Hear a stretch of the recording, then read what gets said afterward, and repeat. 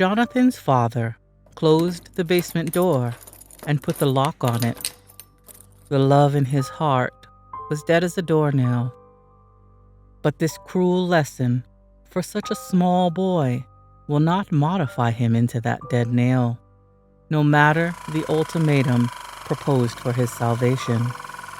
Jonathan must learn to tie his shoelaces after being shown just a single time. Every kid would burst into tears, but not Jonathan. He just fought his most desperate battle in the dark for hours. And that desolate darkness and ultimatum will emerge fatefully once more later into his life. 2015.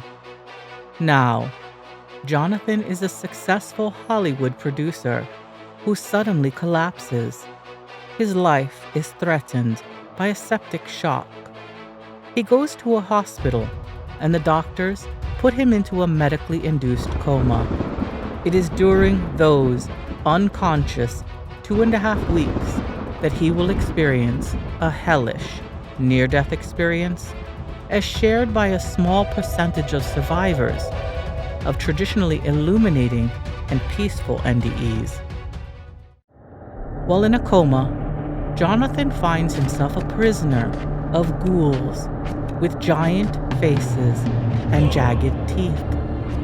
Venomous snakes torture him. Negative NDEs usually contain visions of demonic creatures that threaten or torture the subject, and usually exclude typical for the positive NDEs phases like life review and tunnel experience. Finally, 2 doors open for Koch, the one for death and one for life.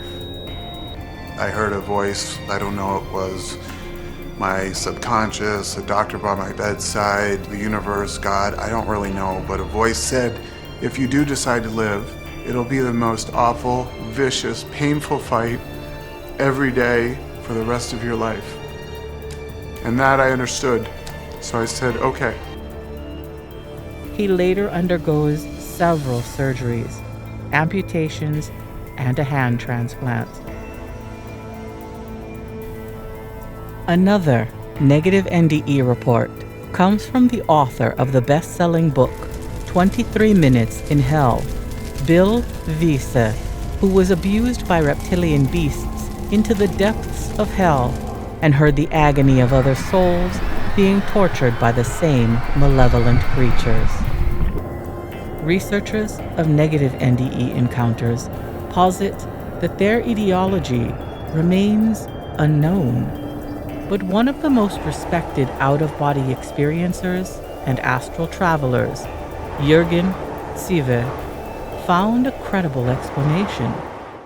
While astral traveling, Ziewe came across a male soul who was gradually being eaten up by a whole colony of white maggots in the lower astral realms. I immediately saw that he was suffering from extreme resentment and self-hatred, which was literally eating him up. It was reality that would only change via an inner workout.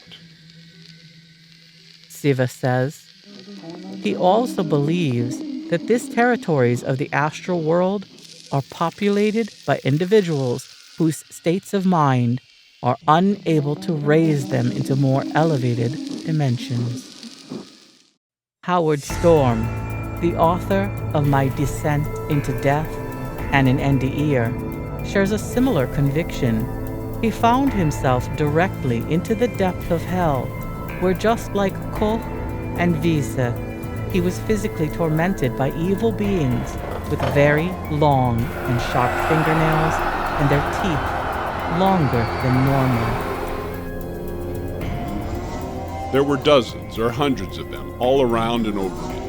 They were playing with me just as a cat plays with a mouse. To my horror, I realized that I was being taken apart and eaten alive, methodically, slowly, so that their entertainment would last as long as possible.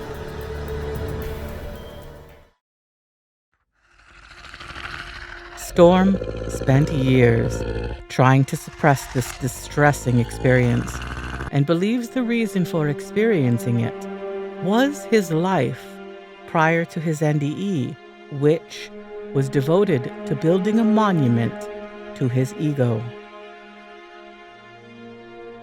I wasn't far from becoming like one of my own tormentors for all eternity. Storm admits. One of the most prolific 18th century philosophers and mystics, Emanuel Swedenborg, has been enabled to see what is in heaven and hell for 13 years. Swedenborg's personal experiences, described in his manuscript Heaven and Hell, led him to believe that every person carries a personalized version of hell around in their heads. These hells dwell in all people who focus on their senses and their bodies. So for them, all sensory illusions are the truths on which they base their arguments. This is why their arguments sound like the gnashing of teeth. Nothing can come into being from itself. Swedenborg also revealed that those individuals whom he met in hell were people who placed happiness in glory and in being in control.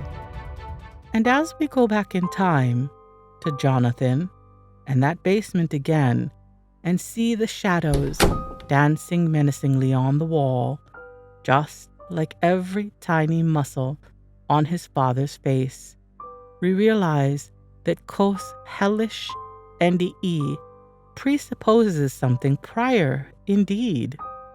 As Swedenborg revealed, nothing can come into being from itself.